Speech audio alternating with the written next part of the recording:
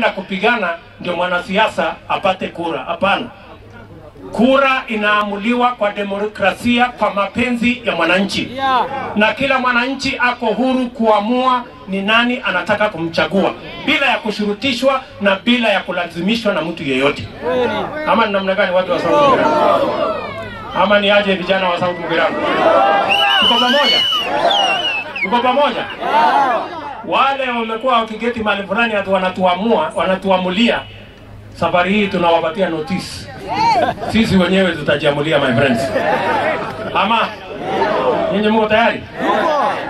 Si mnaona hata wale walikuwa wanatupigia makelele mambo ya ufisadi.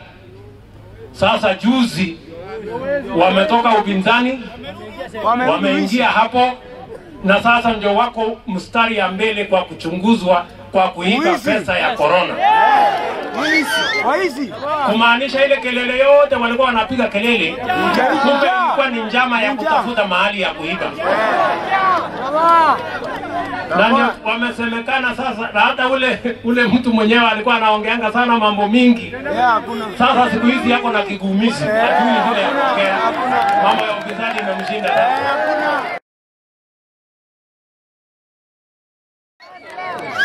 Kwa sababu yeye na watu yake wako na mlungula.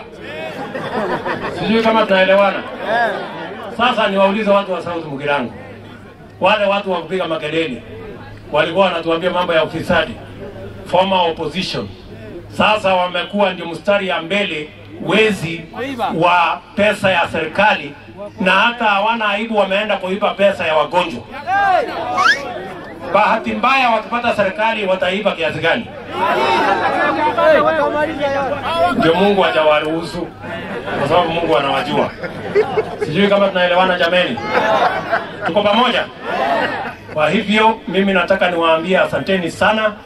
Mimi nimefurahi kufika hapa, na mimi niko tayari kuandamana na hawa viongozi wenu. Huyu Osoro ni shujaa kwa sababu ni mtu ananihangaisha ofisini akitafuta watu, akitafuta mambo ya watu wa South Mugirango. Ananifuata mambo ya barabara, ananifuata mambo